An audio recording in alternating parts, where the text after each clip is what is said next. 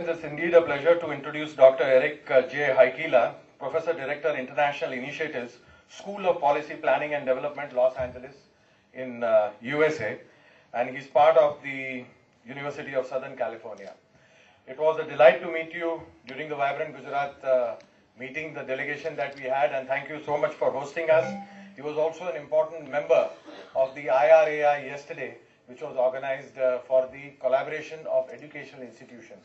Eric has led the thrust from his side in the University of Southern California to set up a center of excellence that will look at infrastructure development and public policy. They themselves have an institute called the Keston Institute of Infrastructure Development and Public Policy. And we are very happy that you've been able to spare this time.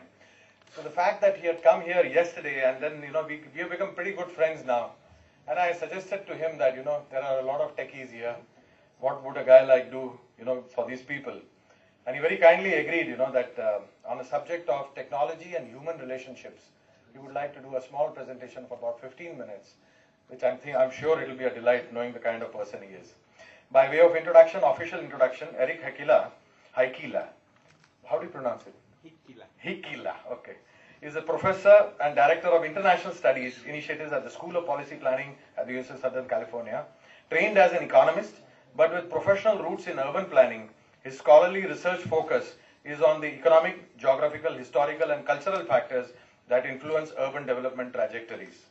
Some of his recent work applies the mathematics of fuzzy sets to formulate new ways of characterizing complex urban phenomena in relatively straightforward ways. That's a very difficult to imagine. How will fuzzy sets help to make straightforward assumptions? He maintains a steady presence in peer-reviewed scholarly journals and is the author of The Economics of Planning, a widely used textbook in the field. Professor Heikkila is also a founding executive secretary of the Pacific Rim Council on Urban Development, an NGO that he has guided through its 20-year plus. PRCUD regularly organizes roundtable forums in host cities throughout Asia-Pacific region. He also combines academic and professional pursuits through regular consulting assignments with the World Bank and other international development agencies. Eric, may I invite you to talk to us?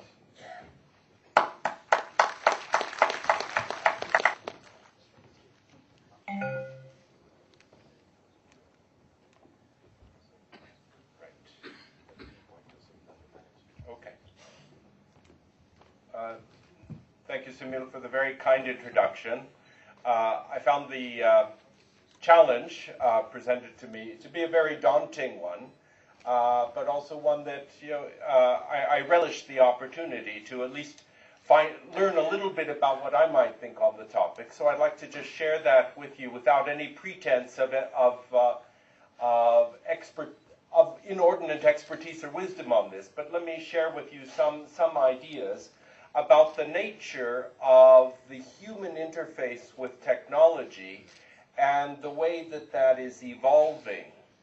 So I begin with the sort of question, not really even a hypothesis, but with the question about whether or not we might be able to see a kind of trend evolving over time that, as indicated here, is moving from a kind of separation between human technology that we use to an increasing, first a coupling, and then an integration, and even a convergence. And so I don't want to argue the point too hard, because I'm not so sure that I am quite convinced myself, but I think it's fun to explore it. So I'd like you to sort of share that with me. So again, it's going from a separation to a coupling, integration, and convergence. If we could go to the next slide.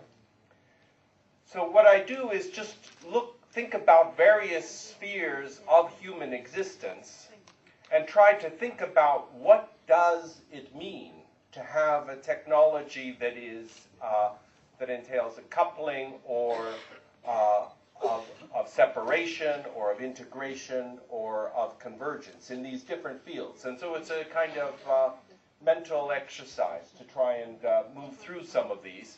So what I'll do in 5-10 minutes is just to look at some of these different spheres and let's see what this might entail. Beginning with the next slide. beginning with the economic sphere. So here's sort of how it works. So we can think about what is separation in terms of the economic sphere of human existence. What is a separation of technology and of human existence? So where we have, I think, investments that are quite separate from humans and that are in and of themselves generating a return. I see that as an example of a separation between human beings and technology in the economic sphere. But if we move then to a coupling, then an example of that is a kind of production line technology, right? The Ford technology, where we have the humans and the technology interact directly in terms of that economic production.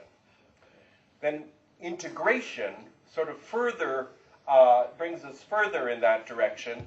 So an example of that is something like computer-facilitated training, where the computer models generate estimates of return. We see this on Wall Street with training, where the decisions that individual traders make are themselves based on analyses that are produced in very short time through very sophisticated financial models. Now, if we take this to the area of convergence, this may be things like investor robots, where the technology in fact takes over and is in effect performing the role of human in the context of economic investments. So that's one example in the economic sphere. Let's look at another on the locational sphere.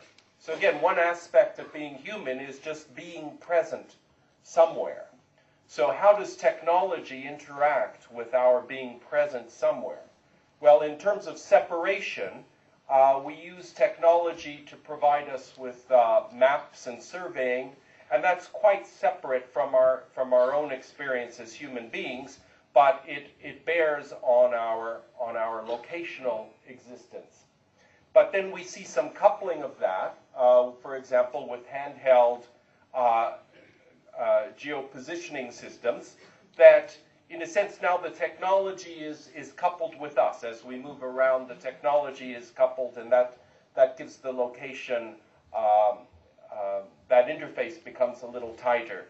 And as we move to integration, we're talking now about context-sensitive GPS, and we see that. So if now our environment, our whole locational context is becoming affected. We can imagine walking along and our GPS is saying, by the way, you can get some very nice samosas here, or other ways of having it, so the technology and our location beginning to integrate with each other. Now, what does that mean if we bring it to the infinite point of convergence? Well, it's that of becoming virtual places where the technology is creating the very realms within which we exist. The next slide,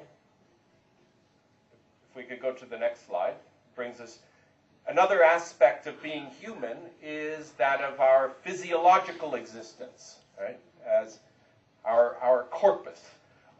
Now, how does technology engage with that? Well, if we think in terms of separation, we have things like crutches, which are quite separate from us, but might be an aid to our physiological existence. A coupling might involve things like hearing aids or contact lenses, where the technology is now becoming coupled to our physical existence in a more dramatic way. Integration, unfortunately, in the United States, we're seeing more and more example of these in artificial limbs as we have more soldiers coming back from battle having lost limbs.